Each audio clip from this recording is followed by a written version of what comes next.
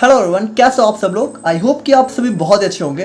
तो आज की वीडियो में हम लोग बात करेंगे अपने पैथोफिजियोलॉजी यूनिट 3 के लास्ट पार्ट के बारे में, जो कि हमारा पेप्टिक अल्सर के ऊपर होने वाला है, जो कि हमारी गैस्ट्रो इंटेस्टाइनल सिस्टम के अंदर हमारी एक डिजीज होने वाली है।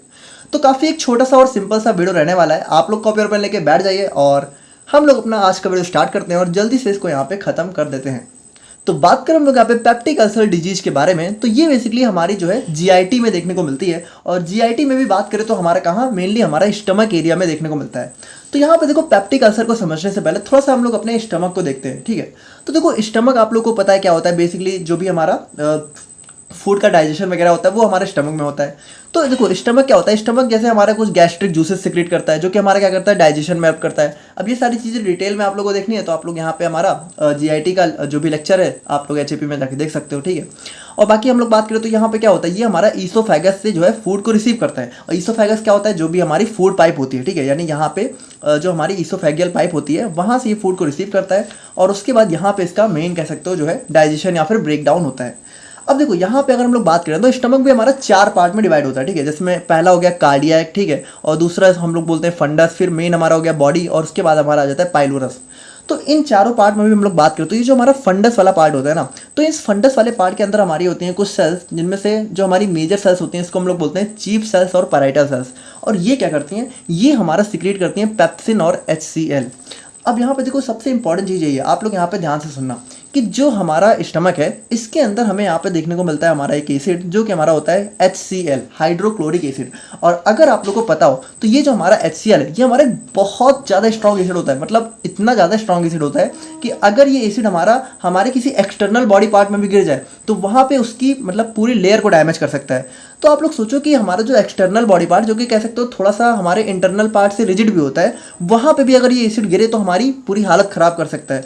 तो ये एसिड आखिर हमारी पेट के अंदर कैसे सर्वाइव कर रहा है, यानी स्टमक के अंदर ये कैसे रह रहा है और इसकी ज़रूरत क्या है। तो देखो, ज़रूरत तो बहुत ज़्यादा है, ठीक है, वो तो हम लोग अभी देखेंगे। बाकी ये रह कैसे रहा है इसको अगर आप लोगों को समझना है तो यहाँ पे अगर हम लोग देखें तो ये जो स्टमक की जो वॉल आप लोगों को दिख रही है, ठीक है, तो इस वॉल को अगर हम लोग जूम करके देखें तो ये वॉल हमारी जो है 4 लेयर में डिवाइड होती है, जिसमें से जो सबसे आउटर मोस्ट लेयर होती है, नहीं देखो, ये जो सबसे बाहर वाला जो लेयर है इसको हम लोग बोलते हैं सेरोसा, और ये जो सबसे इनर मोस्ट लेयर है, इनर वाली, इसको हम लोग बोलते हैं म्यूकोसा, ठीक है। तो देखो, यहाँ पे एक चीज़ आप लोग और समझना कि जो आउटर वाली लेयर होती है इसको हम लोग बोलते हैं कवरिंग। जैसे कोई भी चीज़ है, ठीक है, अगर उसकी कोई आउटर मोस्ट लेयर है उसको हम लोग बोलते हैं कवरिंग, और जो इनर मोस्ट लेयर होती है इसको हम लोग बोलते हैं लाइनिंग।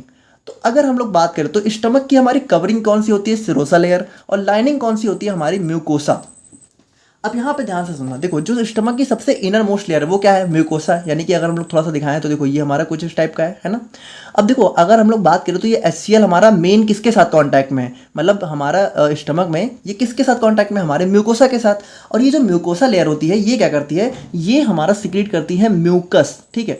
अब ये म्यूकस क्या होता है, तो म्यूकस आप लोग को पता है एक टाइप का थोड़ा सा कह सकते हो चिपचिपा टाइप का मटेरियल होता है। और इसी म्यूकस की वजह से होता क्या है कि ये जो HCl है, ठीक है, ये हमारे स्टमक की कह सकते हो मेन वॉल से टकरा ही नहीं पाता है। मतलब कह सकते हो हमारा जो मेन बॉडी पार्ट है या फिर कह सकते हो जो मेन हमारी लाइनिंग है वहाँ से ये टच नहीं हो पाता है, बल्कि ये हमारा म्यूकस से ही टच होकर रह जाता है। म्यूकस में भी यहाँ पे क्या होता है, म्यूकस जैसे हमारा कुछ मतलब जो हमारी म्यूकोसा होती है ये म्यूकस प्रोड्यूस करती है। तो इस म्यूकस की वजह से क्या होता है कि ये HCl हमारा कह सकते हो हमारे जो भी मतलब इंटरनल ऑर्गन्स हैं या फिर कह सकते हो स्टमक का जो इंटरनल पार्ट है उसको टच नहीं कर पाता, उससे दूर ही रहता है, ठीक है। इसकी वजह से हमारा ये सर्वाइव करता है।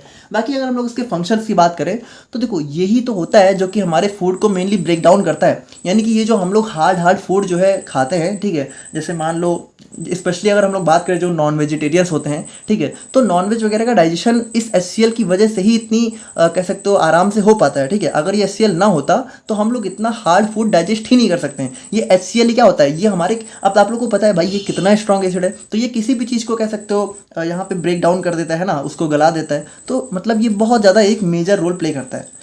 बाकी आप लोगों ने देखा कि यहाँ पे क्या होता है कि ये हमारा जो है म्यूकोसा लेयर की वजह से ये हमारा कह सकते हो मेन स्टमक को हार्म नहीं कर पाता है।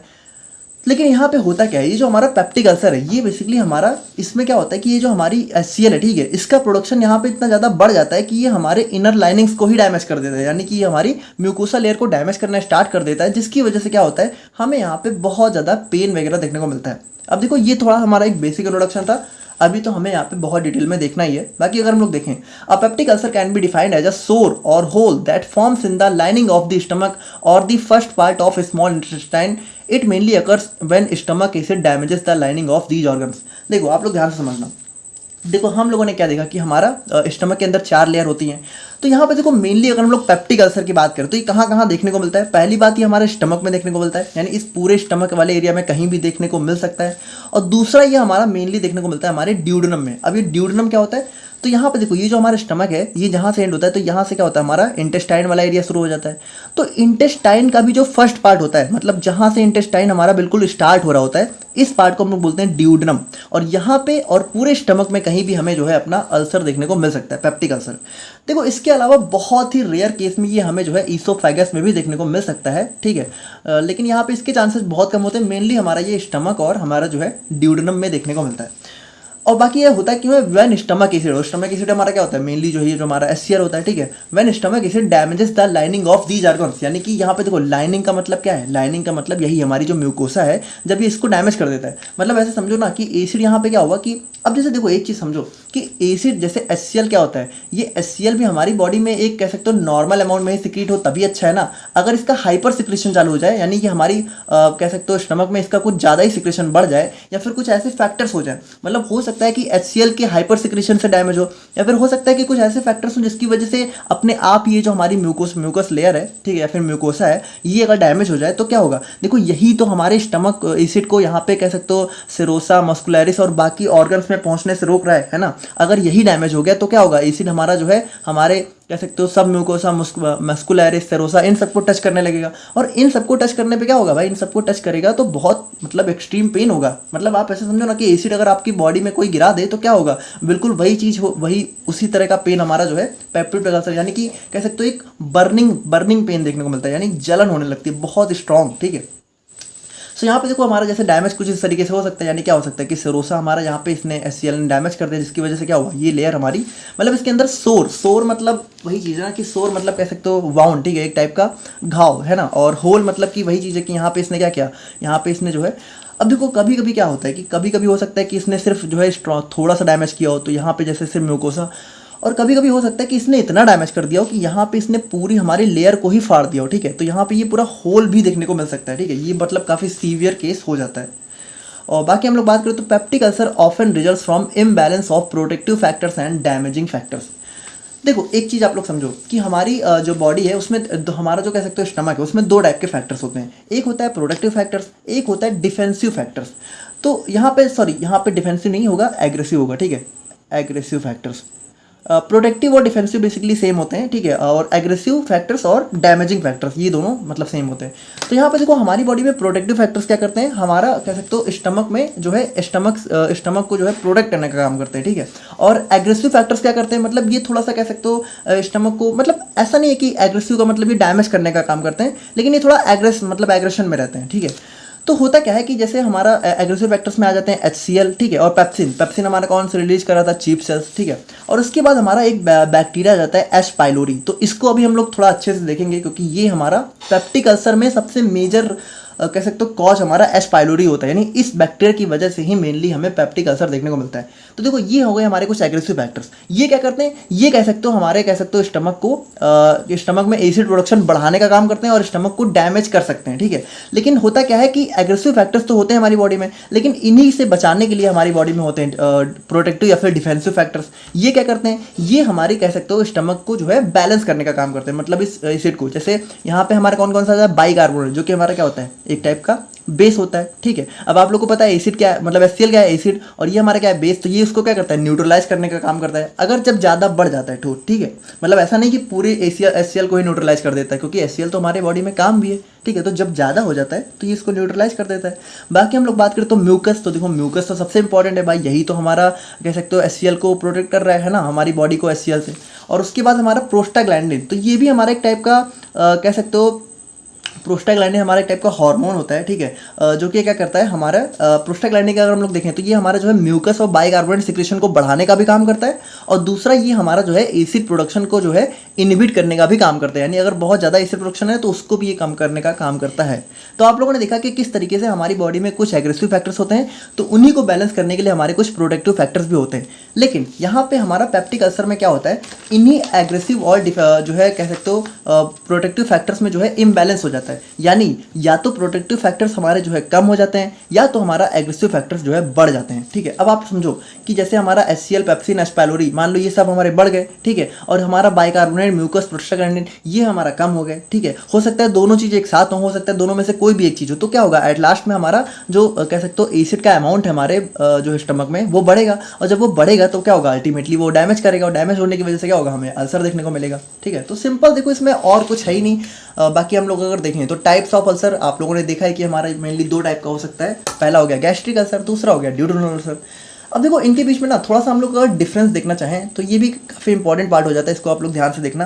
तो यहाँ पे देखो अगर हम लोग बात करें तो ये जो हमारा गैस्ट्रिक अल्सर होता है ये हमारे कहाँ देखने को मिलता है स्टमक में, और जो ड्यूडेनल अल्सर है जैसा कि नाम से ही क्लियर है ये हमारा जो है ड्यूडेनम में देखने को मिलता है, जो कि क्या होता है हमारा first part of small intestine. ठीक है, नाउ अगर हम लोग बात करें तो it often occurs due to reduced defensive factors, यानी कि यहाँ पे देखो ये जो डिफेंसिव फैक्टर्स हैं जब ये हमारे थोड़ा सा डिफेंसिव और प्रोटेक्टिव ये दोनों सेम ही होते हैं, ठीक है, अगर ये कम हो जाते हैं तब ये हमें देखने को मिलता है। ठीक है, और ड्यूडेनल में क्या होता है it occurs due to enhanced secretion of acid, यानी कि यहाँ पे हम लोग कह सकते हैं कि ये एग्रेसिव फैक्टर्स के बढ़ने की वजह से देखने को मिलता है, जिसमें क्या होता है हमारा एसिड का प्रोडक्शन बढ़ जाता है। उसके बाद में बात करें तो देखो गैस्ट्रिक अल्सर ना थोड़ा सा हमारा लेस कॉमन होता है। जैसे अगर हम लोग पेप्टिक अल्सर के केसेस की बात करें तो ज़्यादातर केस में हमें जो है ड्यूडेनल अल्सर ही देखने को मिलता है, यानी 70 to 80% केस में हमारा यही अल्सर हमें देखने को मिलता है। उसके बाद हम लोग बात करें तो इसका जो पेन होता है, यानी कि अल्सर में आप लोग को पता है स्टमक पेन होता है, ठीक है, तो ये पेन हमारा क्या होता है कि हम लोग जैसे खाना खाते हैं उसके कह सकते हो थोड़ी तुरंत देर बाद ही, मतलब 1 से 2 घंटे के बाद ही हमें देखने को मतलब मिलने लगता है। ठीक है, और 1 से 2-3 घंटे तक ऐसे देखने को मिलता है। वहीं अगर हम लोग ड्यूडेनल अल्सर की बात करें तो यहाँ पे जो हमारा पेन है ये हमारा जो है 2 से 5 घंटे के बाद देखने को मिलता है। ठीक है, और उसके बाद इसका टाइम ड्यूरेशन मतलब काफ़ी होता है। तो यहाँ पे देखो ऐसा हो क्यों रहा है, ऐसा इसलिए हो रहा है क्योंकि देखो जब हम लोग खाना खाते हैं तो वो तुरंत हमारा कहाँ जाता है, तुरंत हमारा जाता है स्टमक में। ठीक है, जब स्टमक में हमारा खाना गया तो अगर हमें गैस्ट्रिक अल्सर है तो क्या होगा भाई यहाँ पे हमारा जो है लाइनिंग्स डैमेज हो चुकी हैं। ठीक है, तो खाना जैसे ही जाता है तो क्या होता है आप लोगों को पता होगा कि जैसे हमारा खाना जाता है, ठीक है, बॉडी में, तो हमारा जो स्टमक है वो HCl को प्रोड्यूस करना स्टार्ट कर देता है, ठीक है, उसको डाइजेस्ट करने के लिए। तो जब HCl प्रोडक्शन और बढ़ जाएगा खाना जैसे ही आएगा तो वो क्या होगा अल्टीमेटली वो हमारा जो है पेन कॉज करेगा। वहीं पे अगर हम लोग ड्यूडेनल अल्सर की बात करें तो यहाँ पे देखो क्या होता है खाना यहाँ पे जैसे स्मॉल इंटेस्टाइन में थोड़े टाइम बाद जाता है, तो जब यहाँ पे थोड़े टाइम बाद खाना पहुँचेगा तब यहाँ पे क्या होगा HCl यहाँ पे पहुँचेगा। ठीक है, जिसकी वजह से यहाँ पे पेन थोड़ा हमें बाद में देखने को मिलता है। और अगर हम लोग बात करें तो यहाँ पे वेट लॉस देखने को मिलता है और यहाँ पे जो है जनरली वेट गेन देखने को मिलता है। ऐसा क्यों? क्योंकि यहाँ पे देखो क्या हो रहा है कि हमारा जो है तुरंत खाना खाने से ही हमें पेट दर्द देखने को मिलने लगता है। तो ज़्यादातर लोग क्या करते हैं कि उनको यहाँ पे मतलब जैसे खाना खाते हैं तो उनको दर्द होता है, तो वो लोग क्या करते हैं खाना खाना ही कम कर देते हैं, जिसकी वजह से क्या होता है वेट लॉस देखने को मिलने लगता है। वहीं ड्यूडेनल अल्सर की बात करें तो यहाँ पे ना होता है, यहाँ पे मान लो अगर दर्द हो रहा है ना तो खाना खाने के बाद थोड़ा सा रिलीफ मिल जाता है, क्योंकि खाना खाने के बाद क्या होता है कि स्टमक काम करना चालू कर देता है, तो यहाँ पे लोग खाना ज़्यादा खाना चालू कर देते हैं, जिसकी वजह से उनका वहाँ पे वेट गेन होने लगता है। ठीक है, और यहाँ पे हीमरेज थोड़ा सा कॉमन, हीमरेज का मतलब होता है ब्लीडिंग। ठीक है, मतलब यहाँ पे थोड़ा ब्लड वगैरह का लॉस कॉमन होता है हमारे गैस्ट्रिक अल्सर में, जबकि ड्यूडेनल अल्सर में हमारा जो है हीमरेज लेस कॉमन होता है, यानी यहाँ पे ऐसा नहीं होता है, मतलब ब्लड लॉस थोड़ा सा रेयर केस में ही देखने को मिलता है। बाकी ये हमारा जो है बोथ सेक्सेस में इक्वली, मतलब कि इसका रेशियो ऐसा नहीं है कि गैस्ट्रिक मेंस में ज़्यादा है फीमेल्स में ज़्यादा है।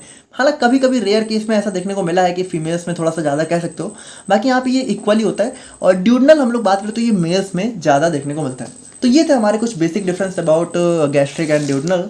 और अब हम लोग यहाँ पे बात करते हैं जो है अपने कॉजेज या फिर इटियोलॉजी के बारे में। तो यहाँ पे देखो अगर हम लोग अपने पेप्टिक अल्सर के कॉजेज की बात करें तो जो सबसे मेजर कॉज होता है वो हमारा होता है हेलिकोबैक्टर पायलोरी बैक्टीरिया। ठीक है, यानी इसको हम लोग जो है शॉर्ट फॉर्म में बहुत ही कॉमन होता है एच पाइलोरी के नाम से जानते हैं। तो यहाँ पे देखो ये क्या होता है, ये हमारा एक टाइप का बैक्टीरिया होता है जो कि कह सकते हो कि ऐसा नहीं कि ये बैक्टीरिया हमारा अगर हमारी बॉडी में है तो हमें जरूर से अल्सर देखने को मिलेगा ही। मतलब कुछ लोगों में ऐसा भी होता है कि ये बैक्टीरिया देखा जाता है लेकिन वो हार्म नहीं करता है, लेकिन जिन लोगों में हार्म करता है उनमें क्या होता है कि ये हमारा जो है सबसे पहली बात तो ये हमारी प्रोडक्टिव म्यूकस लाइनिंग यानी कि जो हमारी म्यूकस है, म्यूकस लेयर है, ठीक है, उसको यहाँ पे डिसरप्शन यानी कि उसका कह सकते हो उसको डैमेज करना स्टार्ट कर देता है। और दूसरा ये हमारा एसिड प्रोडक्शन भी बढ़ा देता है। अब आप लोगों को पता है यही दोनों चीज़ें तो हमारा मेजर ट्रिगर होती हैं अल्सर में, ठीक है। तो इन दोनों चीज़ों से क्या होता है, हमारा जो है अल्सर हमें देखने को मिलने लगता है। तो ये हमारा सबसे मेजर कॉज होता है, ठीक है। और बाकी अगर हम लोग बात करें तो हमें जो है कुछ अगर हम लोग मान लो ऐसी नसेड्स यानी कि non steroidal anti inflammatory drugs ले रहे हैं तो ये भी हमारा जो है अल्सर को कॉज कर सकती हैं या फिर कह सकते हो उसको ट्रिगर कर सकती हैं। तो यहाँ पे देखो इसका सबसे फेमस एग्जांपल हमारा क्या होता है, जो हम लोग पैरासीटामॉल खाते हैं वो भी हमारा एक टाइप का नसेड्स ही होता है। तो देखो ये क्या करता है भाई, देखो ये हमारी होती है एंटी इन्फ्लामेटरी ड्रग्स। और देखो यहाँ पे अगर आप लोग को पता हो तो देखो ये प्रोस्टाग्लैंडिन हमारा क्या होता है, एक टाइप का हमारा प्रोटेक्टिव फैक्टर होता है जो कि बचाता है। और ये जो प्रोस्टाग्लैंडिन है ये हमारा एक टाइप का कह सकते हो इन्फ्लामेशन का कह सकते हो मीडिएटर होता है, यानी कि कह सकते हो उसका एक पार्ट होता है। तो अगर हमारी जो है एंटी इन्फ्लामेटरी ड्रग्स है तो वो यहाँ पे इस प्रोस्टाग्लैंडिन का प्रोडक्शन भी क्या करती है, डिक्रीज कर देती है, जिसकी वजह से प्रोडक्टिव फैक्टर्स में लॉस देखने को मिलने लगता है, ठीक है। तो ये भी हमारा एक मेजर कॉज हो जाता है। देखो अगर आप लोगों ने कहीं भी देखा हो तो यहाँ पे हेलिकोबैक्टर पाइलोरी यानी एच पाइलोरी और नसेड्स ये दोनों ही हमारे ज़्यादातर केस में ऐसा देखा गया है कि यही दोनों हमारे जो है पेप्टिक अल्सर के अंदर मेजर कॉज देखने को मिलते हैं, ठीक है। बाकी हमारा कुछ जेनेटिक फैक्टर्स भी हो सकते हैं और उसके अलावा जो है एज भी इसका एक रिस्क फैक्टर होता है, यानी कि बढ़ती एज के साथ भी यहाँ पे जो थोड़ा सा ज़्यादा कॉमन हो जाता है। स्ट्रेस भी ऐसा देखा गया है कि इसके यहाँ पे सिम्टम्स को ट्रिगर कर सकता है, ठीक है। और स्मोकिंग, अल्कोहल, तो ये सारी चीज़ें भी हमारा जो है कह सकते हो हमारे जो है लाइनिंग्स को डैमेज कर सकती हैं, ठीक है। और उसके बाद हमारे यहाँ पे स्पाइसी फूड्स, तो ये भी हमारा जो है हमारे एचसीएल को ट्रिगर करने में बहुत मेजर रोल प्ले करता है, ठीक है। तो अगर किसी को भी अल्सर है तो उसको स्पाइसी फूड्स तो तुरंत मना किया जाता है। तो यहाँ पे देखो ये हमारे इसके कुछ कॉजेज हो सकते हैं। देखो मेनली इनमें से ज़्यादातर ना हमारे रिस्क फैक्टर्स होते हैं, ठीक है। कॉजेज अगर हम लोग मेनली बात करें तो हमारे यही दोनों देखने को मिलते हैं, ठीक है। बाकी आप लोग समझ रहे हो। और अगर हम लोग बात करें अपने पैथोजेनेसिस के बारे में, पैथोजेनेसिस मतलब वही चीज़ कि इसका मैकेनिज्म, तो देखो इसमें मैकेनिज्म कुछ ऐसा खास है नहीं। आप लोगों ने देखा है कि हमारा क्या होता है, मेनली हमें एच पाइलोरी, नसेड्स और जो भी कुछ अदर जेनेटिक फैक्टर्स कह सकते हो उनकी वजह से देखने को मिलता है। तो क्या होता है, due to various etiological factors, यानी कि जिसमें हमारा H pylori, NSAIDs and other factors. अच्छा देखो आप लोगों ने आई का फुल फॉर्म आप लोगों को पता है? आप लोग प्लीज़ मुझे कमेंट करके बताना, क्योंकि एक बार ना मुझसे किसी ने कमेंट में पूछा भी था इसका फुल फॉर्म। तो ये मैं अपने नोट्स में मेंशन करता हूँ, तो आप लोगों को पता है कि नहीं पता है, आप लोग प्लीज़ मुझे कमेंट करके बताओ इसका फुल फॉर्म क्या होता है, ठीक है। देखें तो आप लोगों को पता है, मैं तो अपनी नोट्स में अक्सर ही मेंशन कर देता हूँ, ठीक है। बाकी अगर हम लोग बात करें तो इम्बैलेंस बिटवीन, यानी कि इसकी वजह से देखो इन सब की वजह से क्या हो सकता है, इन सब की वजह से जो हमारे प्रोटेक्टिव यानी कि इसी को हम लोग जो है डिफेंसिव बोलते हैं, ठीक है। तो डिफेंसिव और एग्रेसिव फैक्टर्स में हमें यहाँ पे इम्बैलेंस देखने को मिल सकता है। अब इसमें आप लोगों ने देखा है कि हमारे प्रोटेक्टिव क्या होते हैं, बाइकार्बोनेट, म्यूकस, प्रोस्टाग्लैंडिन, और हमारा डैमेजिंग या फिर एग्रेसिव क्या होते हैं, गैस्ट्रिक, पेप्सिन, एच पाइलोरी। अब इनमें अगर हमारे यहाँ पे इम्बैलेंस होगा तो यहाँ पे क्या होगा भाई, इसकी वजह से हमारा जो है म्यूकस प्रोडक्शन डिक्रीज हो जाएगा और HCl सिक्रेशन हमारे यहाँ पे बढ़ना स्टार्ट हो जाएगा, जिसकी वजह से एट लास्ट में क्या होगा, यहाँ पे कह सकते हो डिस्ट्रक्शन ऑफ म्यूकस लाइनिंग, यानी कि जो हमारी म्यूकस लेयर है वो हमारी यानी कि डिस्ट्रॉय होना चालू हो जाएगी, जिसकी वजह से एट लास्ट में हमें पेप्टिक अल्सर देखने को मिल जाएगा। तो देखो कुछ इस तरीके से हम लोग उसकी पैथोजेनेसिस को एक्सप्लेन कर सकते हैं। बाकी फाइनली हम लोग बात करें अपने को साइन एंड सिम्टम्स के बारे में, तो साइन एंड सिम्टम्स हमारा जैसे मेनली आप लोग को पता है कि एब्डोमिनल पेन सबसे मेजर सिम्टम यही होता है कि अगर मान लो अनएक्सप्लेन पेट दर्द हो रहा है, यानी बिना वजह पेट दर्द हुए जा रहा है, तो उसमें यहाँ पे मेजर कॉज सिम्टम हो जाता है हमारा पेप्टिक अल्सर का। उसके बाद यहाँ पे हार्ट बर्न, तो हार्ट बर्न का मतलब यहाँ पे देखो ऐसा नहीं कि हार्ट बर्न हो रहा है, एक्चुअल में यहाँ पे क्या होता है, जैसे हार्ट की जस्ट बगल में हमारी ईसोफेगस होता है, ठीक है। तो यहाँ पे कभी कभी क्या होता है कि हमारा जब एसिड रिफ्लक्स होता है तो वो ईसोफेगस में पहुँच जाता है, जिसकी वजह से हमें यहाँ पे कह सकते हो हार्ट बर्न देखने को मिलने लगता है, ठीक है। बाकी यहाँ पे नोजिया, वोमिटिंग, तो ये हमारा बहुत ही एक कॉमन सिम्टम हो सकता है, ठीक है। वोमिटिंग जनरली क्या होता है कि हमारा जो है कह सकते हो गैस्ट्रिक अल्सर के केस में हमें वोमिटिंग ज़्यादा देखने को मिल सकती है, और यहाँ पे वोमिटिंग से काफ़ी रिलीफ भी देखने को मिलता है। बाकी अनइंटेंडेड वेट लॉस, तो वेट लॉस हम लोगों ने देखा कि गैस्ट्रिक अल्सर है अगर, तो वहाँ पे क्या होगा, खाना खाने से पेट दर्द मतलब स्टार्ट हो जाता है, तो लोग क्या करते हैं, खाना खाना कम कर देते हैं पेशेंट्स, ठीक है। बाकी यहाँ पे ब्लोटिंग, स्टमक ब्लोटिंग भी हमारा रेयर केस में देखने को मिल सकती है। और यहाँ पे थोड़ा सा जो है रेयर केस में आप लोग कह सकते हो कि स्टूल्स में भी हमें ब्लड देखने को मिल सकता है। और एपेटाइट चेंजेस, यानी कि भूख हो सकता है कम लग रही हो, फिर हो सकता है भूख ज़्यादा लग रही हो, तो ये सारी चीज़ें भी हो सकती हैं। और इनडाइजेशन भी हमें देखने को मिल सकता है, ठीक है। ना अगर हम लोग बात करें अपने कॉम्प्लिकेशंस की, तो कॉम्प्लिकेशंस मतलब यहाँ पे इसकी वजह से और क्या क्या प्रॉब्लम हो सकती है। तो देखो इंटरनल ब्लीडिंग, तो सबसे मेजर कॉम्प्लिकेशन तो यही है कि हमारा मतलब ये पेप्टिक अल्सर हमारा हो सकता है लेयर्स को इतना डैमेज कर दे कि यहाँ से हमारी ब्लीडिंग होना स्टार्ट हो जाए, ठीक है। तो इंटरनल ब्लीडिंग हो सकती है। ऑब्स्ट्रक्शन यानी हो सकता है कि पेप्टिक अल्सर की वजह से जो सोर बने, ठीक है, मतलब जो घाव बने, तो वहाँ पे इन्फ्लेमेशन स्टार्ट हो जाए, जिसकी वजह से क्या होगा कि हमारा जो है ऑब्स्ट्रक्शन एक कॉज कर सकता है, ठीक है। अब आप लोग को अगर इन्फ्लेमेशन वगैरह पता है तो आप लोग समझ रहे होगे, नहीं पता है तो आप लोग को स्टार्टिंग से देखना चाहिए था, ठीक है। और अगर हम लोग बात करें गैस्ट्रिक कैंसर, यानी कि हो सकता है यहाँ पे जो है, अच्छा यहाँ पे देखो गैस्ट्रिक अल्सर में ही हमें जो है कैंसर के भी चांसेस देखने को मिल सकते हैं। मतलब यहाँ पे ड्यूडनम अल्सर की वजह से कभी कैंसर नहीं होता है, हमारा गैस्ट्रिक अल्सर जो है कह सकते हो सीवियर केस में हमारा कैंसर के फॉर्म में कन्वर्ट हो सकता है। और उसके बाद यहाँ पे परफोरेशन, देखो परफोरेशन का मतलब होता है होल, ठीक है, यानी हो सकता है ये डैमेज इतना ज़्यादा हो जाए कि हमारा पूरा होल ही कर दे, यानी परफोरेशन ही कॉज कर दे, ठीक है। मतलब ये पूरी लेयर को इसने डैमेज कर दिया, एक होल टाइप का क्रिएट हो गया, समझ रहे हो आप लोग। तो ये हमारे इसके कुछ कॉम्प्लिकेशंस हो सकते हैं। और बात करें हम लोग यहाँ पे ट्रीटमेंट की, तो यहाँ पर देखो ट्रीटमेंट यहाँ पे वही है कि भाई देखो जनरल कॉज हमारा क्या होता है, सबसे मेजर हमारा एच पाइलोरी बैक्टीरिया। तो बैक्टीरिया वो एक टाइप का, तो उसको प्रिवेंट करने के लिए हम लोग क्या एंटीबायोटिक्स दे सकते हैं। और उसके बाद हमारा प्रोटॉन पंप इनिबिटर्स। तो देखो प्रोटॉन पंप क्या होता है, देखो आप लोग ऐसे समझो कि इसी की वजह से हमारा HCl का सिक्रेशन हमारी बॉडी में होता है। तो वहाँ पे HCl मतलब अल्सर में क्या हो रहा है, HCl ही तो बढ़ रहा है, तो वहाँ पे इसको इनिबिट करने के लिए प्रोटॉन पंप इनिबिटर्स दे सकते हैं, ठीक है। एंटी एसिड्स, तो यहाँ पे एंटीसिड्स भी हम लोग दे सकते हैं ताकि एसिड का प्रोडक्शन थोड़ा सा कम हो जाए। और अवॉइडेंस ऑफ नसेड्स, तो नसेड्स को तो बिल्कुल अवॉइड करना है, ठीक है। जैसे पैरासीटामॉल वगैरह जो ड्रग्स दवाइयाँ हैं उनको बिल्कुल भी अगर अल्सर का पेशेंट हो तो नहीं लेनी है। बाकी लाइफ स्टाइल मॉडिफिकेशन, तो यहाँ पे जैसे कि लाइफ स्टाइल मॉडिफिकेशन में हम लोग क्या कर सकते हैं, जैसे एक्सरसाइज हो गया, स्पाइसी फूड को अवॉइड करना, नो स्मोकिंग, एल्कोहल। तो ये सारे हमारे कुछ प्रिवेंशन या फिर ट्रीटमेंट हो सकते हैं। सो यहाँ पे देखो हमारा पैथोफिजियोलॉजी यूनिट 3 पूरी तरीके से कंप्लीट हो जाता है। और कैसा लगा आप लोग को वीडियो, आप लोग प्लीज़ मुझे कमेंट करके बताना। और अगर ज़्यादा अच्छा लगा तो लाइक भी कर सकते हो, और चैनल को सब्सक्राइब, हाँ हाँ ठीक है वो भी कर लेना। और मिलते हैं नेक्स्ट वीडियो में। Thank you so much.